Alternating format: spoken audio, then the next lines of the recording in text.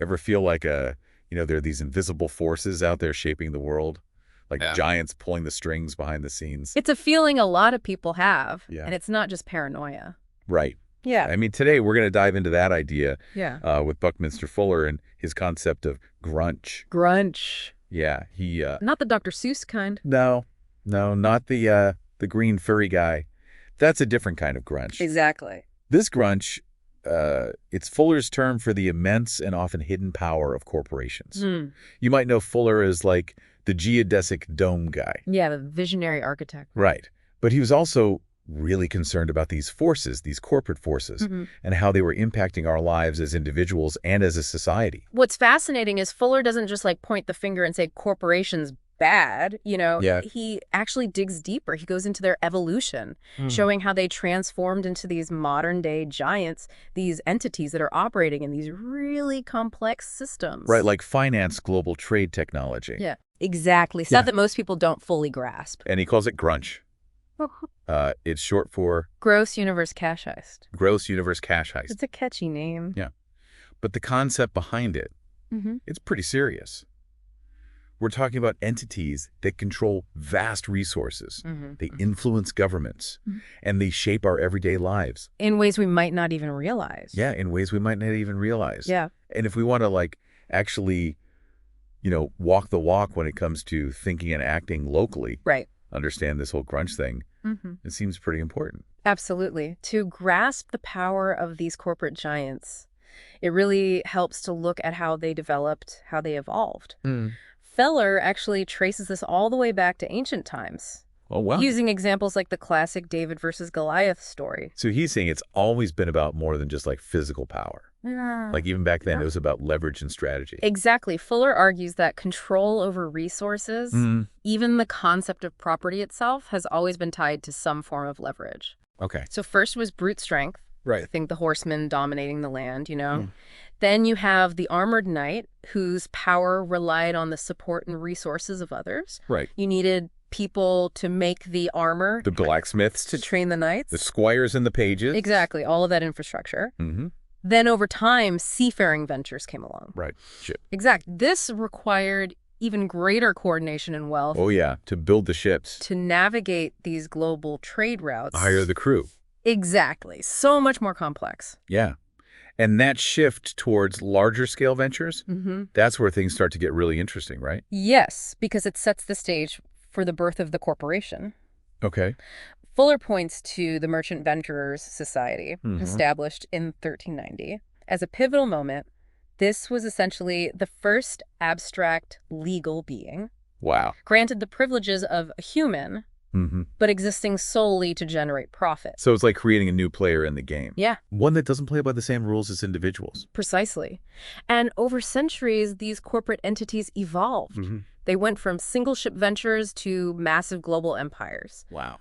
And Fuller highlights several key turning points that allowed this to happen. Okay. For example, the concept of limited liability. This shielded investors from personal losses. Okay, so they could take bigger risks. Exactly, paved the way for larger and riskier ventures. Yeah, that makes sense. But wasn't there also a shift in how we view wealth itself?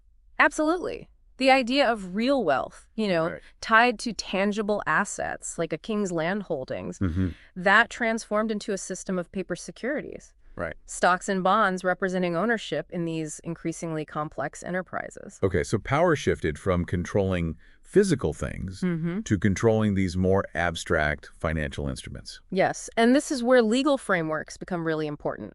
Fuller points to the 14th Amendment to the U.S. Constitution, originally intended to protect the rights of newly freed slaves Right. as a game changer. This amendment was ultimately used to grant corporations the same legal rights as individuals. Wow. That's a pretty disturbing twist. Yeah. A system meant to address inequality ended up being used to solidify corporate power. Yeah, it's a bit ironic. Yeah. What kind of real-world impacts did this have? Well, this legal recognition paved the way for corporations to amass even more power and influence, eventually operating on a global scale, Right. often beyond the control of individual nations. So we've got these giants roaming the earth, but their power is often hidden in these complex systems. Yeah, they're kind of like puppet masters. Right. Before we go further, for our listeners who are finding this deep dive valuable, remember you can support our mission to empower communities. Absolutely. Just visit thinkandactlocally.com/donate. That's right. The link is in the show notes. Every contribution helps us reach more people. Now, how did we get from corporations having these abstract legal rights to the kind of global grunch that Fuller describes? Well, that shift really took off after World War II. Okay. American companies, fueled by technologies developed with public funds, became what Fuller calls supranational. Supranational. Meaning they were no longer simply national entities. Okay. They operated across borders, often wielding more power than some governments. It's like they became citizens of the world, but without the same accountability or responsibility to the public good. That's a key point. And their power became increasingly rooted in what Fuller calls invisible technologies. Invisible technologies. Yeah, think about atomics, electronics, information processing. The real levers of control shifted to systems and technologies that most people couldn't see or fully understand. Okay, this all sounds pretty abstract. How did these invisible giants actually impact people's everyday lives? Well, even back in the 1980s when Fuller was writing, he saw a disconnect between all this technological advancement and the well-being of most people. He pointed to a decline in purchasing power, rising inflation, the ever-increasing cost of living. It's like the system was rigged to benefit those at the top, even as technology made it possible to create abundance for everyone. And that's something a lot of people are feeling today, right? Oh, absolutely. Here in our own community, we see it with like rising housing costs, people struggling to make ends meet. It's this sense that things are getting harder despite all this supposed progress. Yeah, it's a real paradox. Yeah. It feels like those invisible giants are impacting us right here at home. That's exactly the point Fuller was making. And it raises a crucial question. If these corporations are so powerful, are governments just powerless to starve them? Well, does Fuller think governments are completely off the hook? Not at all. He argues that in many cases, governments have become complicit with Grunch. Too beholden to corporate interests, entangled in things like the military-industrial complex, failing to represent the true needs and desires of the people they're supposed to serve. So it's like this vicious cycle. Corporations gain power, influence governments, and then those governments end up enacting policies that further benefit those same corporations. That's one way to look at it. And this is where the idea of thinking and acting locally becomes so vital. If those in power aren't serving our communities, it's up to us to hold them accountable through our votes, through local activism, through demanding transparency and ethical conduct from our elected officials. And that's really what Think and Act Locally is all about, right? Exactly. Understanding these larger forces at play, but then focusing our energy on what we can do right here in our own communities to create positive change. Exactly. Because even though Grunch operates on a global scale, its impacts are felt locally, in our neighborhoods. And in the schools. The businesses we frequent. In the policies that shape our daily lives. And for our listeners who want to learn more about how to think and act locally, we have a ton of resources on our website, thinkandactlocally.com. Pick it up. You can find articles, guides, even connect with other people in your community who are working to create positive change. Absolutely. Now, getting back to Grunch, Fuller goes further than just describing this corporate power structure. He argues that this system is actually built on a fundamental lie. A lie. The lie of scarcity. The lie of scarcity. Interesting. How so? He contends that there are more than enough resources on this planet to provide a high standard of living for everyone. But Grunch perpetuates this idea that there's not enough to go around. Oh, wow. That we're all competing for limited resources. This keeps us in a state of fear and scarcity, making us more likely to accept the status quo and less likely to demand a more just and equitable system. So it's like a mind game. Grunch controls the narrative, making us believe we have to accept things as they are, that there's no alternative. Exactly. And Fuller points to real-world examples of this lie of scarcity playing out. Okay, like what? Think about it. We have massive food overproduction. Right. Yet millions around the world go hungry. We have the technology to transition to clean energy. But fossil fuel companies continue to dominate, often with government support. And thinking locally, we see this scarcity mindset in things like the lack of affordable housing, Mm-hmm. even though there are more than enough empty homes to shelter everyone in our community. Yeah. It's like resources are being hoarded or misallocated, Mm-hmm. while those who need them most are left behind. It's a real tragedy. And the more we buy into this lie, Yeah. the less likely we are to challenge it. Right. We can become resigned, complacent, accepting of a system that's actually rigged against us. That's the danger. So what's the antidote to this scarcity mindset? How do we break free from that kind of thinking? Fuller believed that knowledge is key. Oh, hey. He argued that Grunch doesn't just control physical resources, it also controls information. Right. Access to the tools and knowledge we need to solve problems and create a better world? So it's like a knowledge monopoly. Yeah. Grunch keeps us in the dark, so we're less likely to question their power. It's a form of control, absolutely. And this is where Fuller's concept of ephemeralization comes in. Ephemeralization. Yeah, it's a bit of a mouthful. Yeah. But essentially, he believed that technology has the potential to do more and more with less and less, to create abundance with fewer resources. Okay. But that knowledge is often kept hidden, proprietary, controlled by those who benefit from the status quo. Okay, I'm starting to see the connection here. Yeah. So how do we break this knowledge monopoly? How do we democratize access to the information and tools we need to build a more sustainable and equitable world? Well, Fuller was a big proponent of open source information, sharing knowledge freely and widely. Okay. He believed in education not just in the traditional sense, but as a lifelong pursuit, as a way for people to empower themselves and challenge the narratives being fed to them.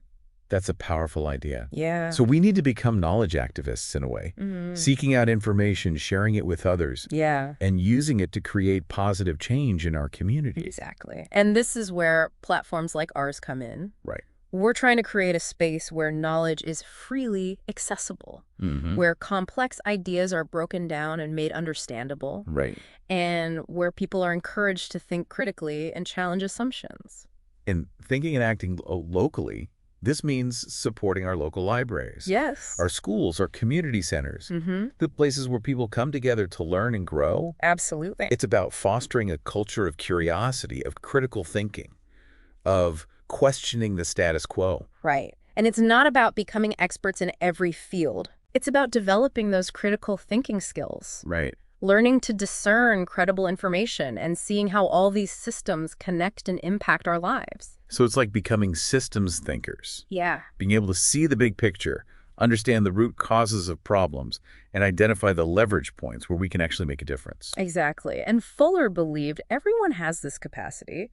It's not about some elite group of intellectuals. Right. It's about tapping into our collective intelligence, the diverse perspectives and experiences that can help us find creative solutions to the challenges we face. And that's what's so inspiring about the Think and Act Locally movement. Yeah. It's not about waiting for someone else to fix things. It's about recognizing our own agency, our power to make a difference right here in our own backyards. Absolutely. And remember, Fuller wasn't just talking about physical resources. Right. He believed that real wealth lies in the well-being of people and the health of the planet.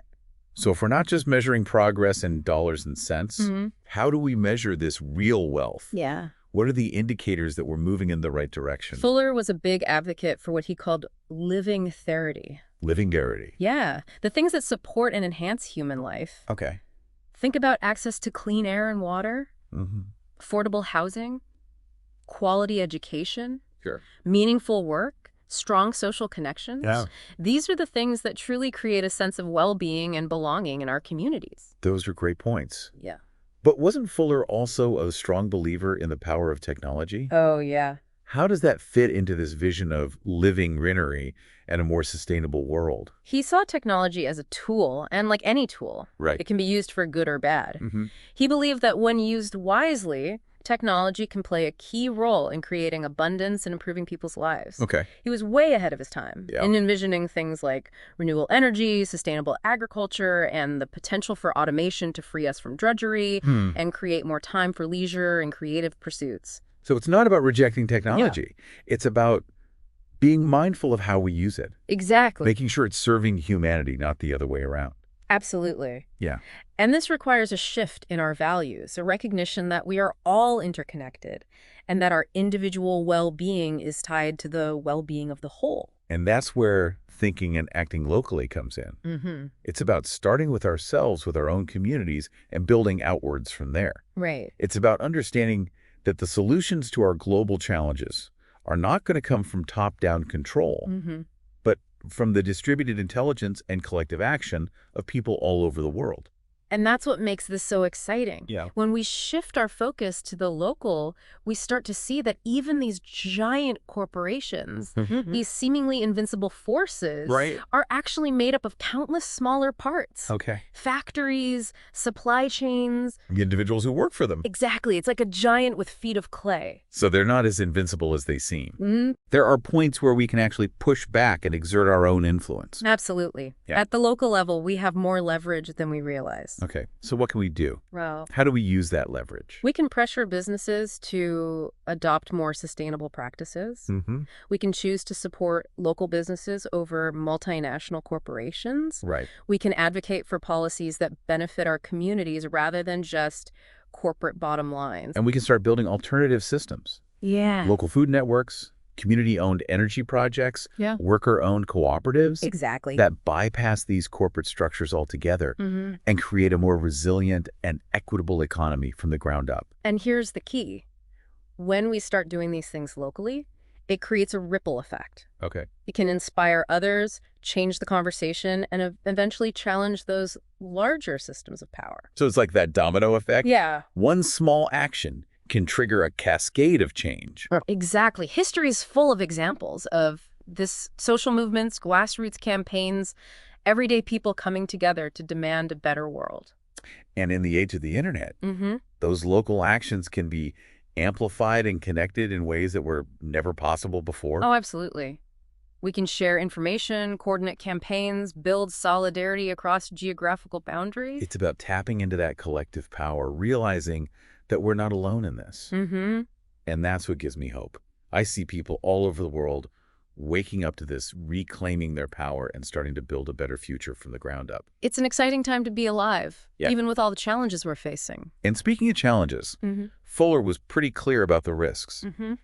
If we continue down this path of corporate dominance, what did he see as the potential consequences of unchecked grunch? Well, he talked about the push for military dominance, the ever-expanding military-industrial complex, the trillions of dollars being spent on weapons and warfare. He saw this as a direct consequence of grunch, this insatiable drive for profit and control, even at the expense of human life and the planet. It's a pretty bleak picture. The pursuit of profit leading to the potential destruction of everything we hold dear. This is sobering. Is that the future Fuller envisioned? He was certainly warning us about that possibility.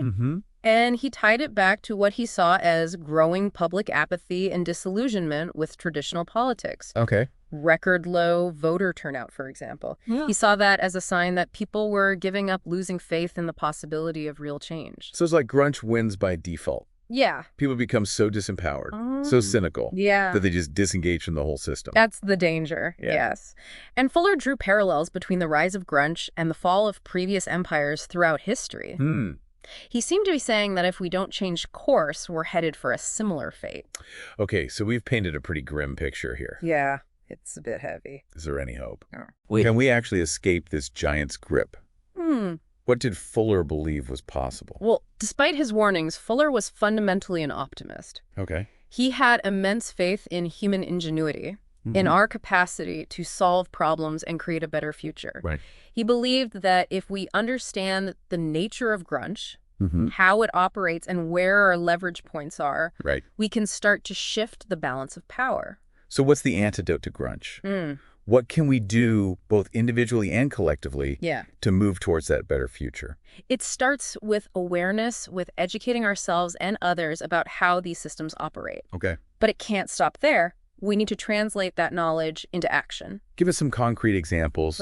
What does that action look like in practice? Well, it can be as simple as choosing to buy from local businesses over multinational corporations. It can mean getting involved in local politics, supporting candidates who prioritize the needs of our communities over corporate interests. It can mean volunteering our time and our skill sets to support organizations that are working to create positive change. And what about those alternative systems we talked about? Yeah, Local food networks, community energy projects. those are key too. Okay. We need to start building the world we want to see right here, right now. Mm-hmm. And it's not about waiting for some perfect moment or for someone else to give us permission. Right. It's about starting where we are with what we have and taking those small, courageous steps that can lead to a larger transformation. It's about recognizing that we have more power than we realize, Exactly. especially when we act together collectively. And that collective action is what Fuller called synergy. Synergy. He believed that the whole is greater than the sum of its parts. Okay. That when we bring together diverse perspectives and ideas, Right. we can create something truly transformative. So it's not about everyone agreeing on everything. Right. It's about embracing our differences, recognizing that they can actually be a source of strength, and working together to find solutions that benefit everyone. And that's what gives me hope for the future. I see these seeds of synergy being planted all over the world. People are coming together to build community gardens, to start worker-owned cooperatives, to create alternative energy systems. Right.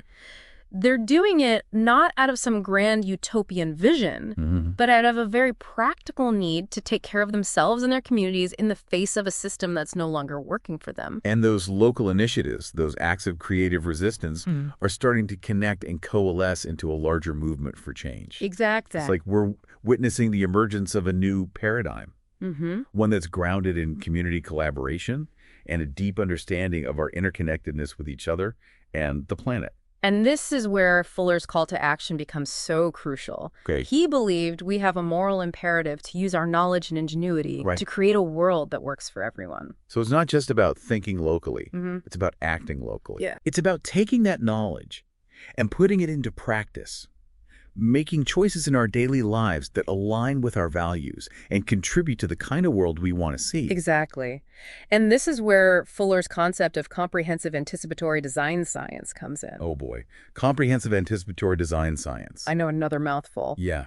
Break that down for us. Essentially, he believed we need to think ahead to anticipate the consequences of our actions. Okay. And to design systems that are not only efficient, but also sustainable and equitable. So it's like being responsible stewards of our planet, Exactly. recognizing that the choices we make today will have an impact on generations to come. Absolutely. And this isn't just about big global decisions. It's Yeah. about those everyday choices we make. Mm-hmm. What we buy, how we get around, how we use our time and energy. And Fuller believed that these everyday choices, when made consciously and collectively, can have a profound impact. Yeah, it's like the butterfly effect.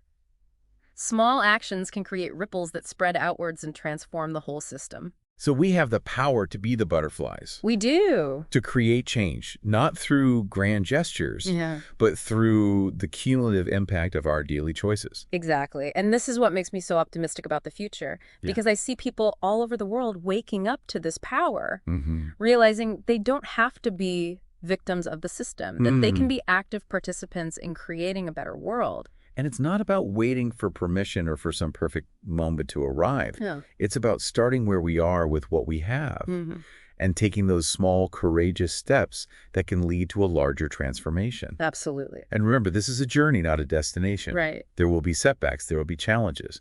But Fuller believed that if we stay focused on the goal, if we keep learning and growing, if we keep connecting and collaborating, Yeah. we can create a future where humanity thrives, not just survives. That's a vision worth striving for. Yeah.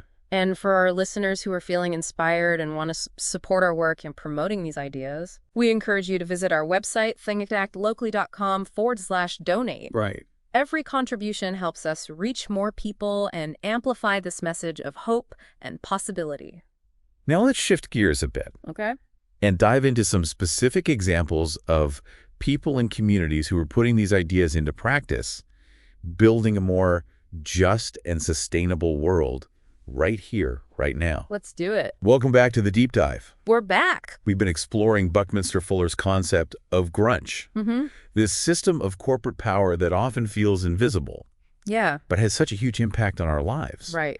But we're not just here to diagnose the problem. Nope. We're also looking for solutions, Absolutely. focusing on how we can think and act locally to build a more just and sustainable world. That's the goal. And the good news is those solutions are already emerging all around us. They are. People are pushing back against grunge, not by fighting some abstract enemy, Right. but by creating real, tangible alternatives in their own communities. Yeah. Let's get specific.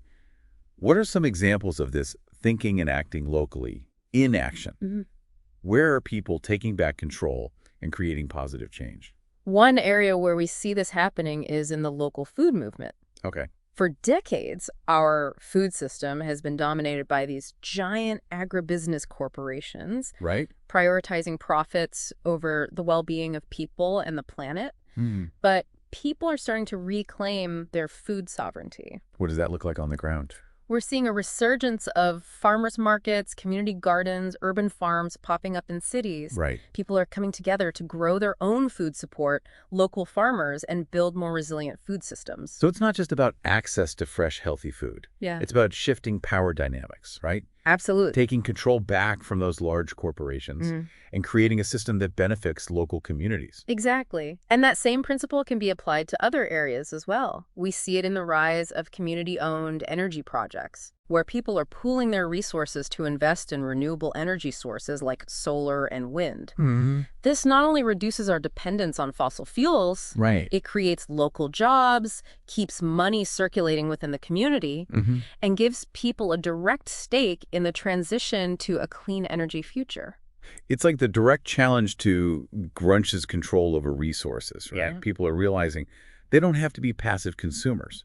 They can become active producers and creators, shaping their own destinies. Absolutely. And this shift in thinking extends to the way we do business, too. Okay. How so? There's a growing movement for worker-owned cooperatives. Worker-owned cooperatives. Yeah, where the employees themselves have ownership in the company and a say in how it's run. Interesting. This creates a more equitable distribution of wealth and gives workers a real voice in decision-making. So instead of corporations extracting wealth from communities, we're seeing models where businesses actually contribute to the well-being of the places they operate. It's a totally different way of thinking about the role of business in society. And it's a much more sustainable model, too. Okay. Why is that? Because when people have a direct stake in the success of their community and their environment, Right. they're more likely to make decisions that benefit the long term, not just the next quarter's profits. It's about moving from that scarcity mindset we talked to a mindset of abundance, of realizing that we have the resources, the knowledge, and the creativity to build a world where everyone can thrive. And that's not some like naive utopian vision. Oh. It's happening right now all around us. Exactly. People are taking action not because they have all the answers, Right. but because they know the current system isn't working. That's the beauty of thinking and acting locally. Yeah. You don't have to wait for some grand plan or some top-down solution. You can start making a difference right where you are with the people around you. And that's what Buckminster Fuller was trying to tell us. He was. He understood the dangers of grunge. But he also saw the incredible potential of human ingenuity, of our capacity to come together or create a better world. He gave us a roadmap, not just to understand the problem, Right. but to start solving it. So for our listeners who are feeling inspired and want to dive deeper into this idea of thinking and acting locally, we have a ton of resources on our website, thinkandactlocal.com. Check it out. You can find articles, guides, even connect with other people in your community who are already doing this work. It's a great place to start. And remember, every action counts. Absolutely. Every choice we make, every step we take can move us closer to the world we want to create. It all adds up. If you're enjoying this deep dive and want to support our mission of empowering communities, you could also make a donation on our website. That's right. The link is in the show notes. Every contribution helps us keep these conversations going and reach more people with this message of hope and possibility. So as we wrap up this episode, we want to leave you with this question. What's one thing you can do today in your own community to challenge grunge and contribute to a more just and sustainable future? It could be something small, like buying your groceries from a local farmer, volunteering at a community garden, Right? or simply starting a conversation with your neighbors about how you can work together to make a difference. And remember, change starts locally. It starts with each of us. And when we come together, when we combine our knowledge, our passion, and our collective action, we can create a world that works for everyone. Thanks for joining us on this deep dive into Grunch and the power of thinking and acting locally. It's been a pleasure. Keep questioning, keep exploring, keep taking action. Yeah. And until next time, keep thinking and acting locally. About earlier, to a mindset of abundance, of realizing that we have the resources, the knowledge, and the creativity to build a world where everyone can thrive. And that's not some naive utopian vision. No. It's happening right now all around us. Right. Exactly. People are taking action not because they have all the answers, Right? but because they know the current system isn't working. Yeah. That's the beauty of thinking and acting locally. Mm-hmm. You don't have to wait for some grand plan or some top-down solution. Right. You can start making a difference right where you are with the people around you. And that's what Buckminster Fuller was trying to tell us. He was. He understood the dangers of grunge, Mm-hmm.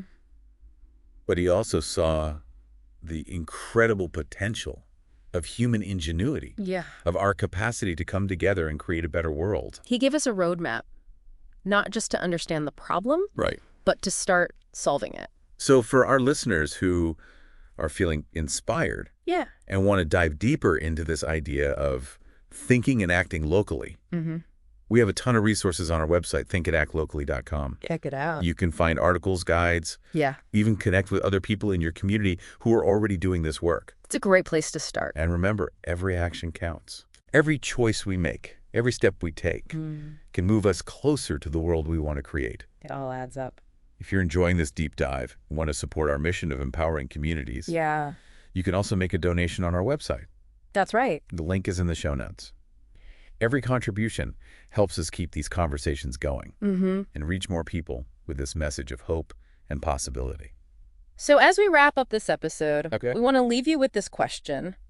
What's one thing you can do today in your own community to challenge grunge and contribute to a more just and sustainable future? It could be something small, Yeah.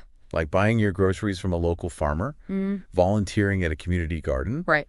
or simply starting a conversation with your neighbors Yeah. about how you can work together to make a difference. Remember, change starts locally. It starts with each of us. And when we come together, when we combine our knowledge, our passion, and our collective action, we can create a world that works for everyone. Thanks for joining us on this deep dive into grunge and the power of thinking and acting locally. It's been a pleasure. Keep questioning, keep exploring, keep taking action. And until next time, keep thinking and acting locally.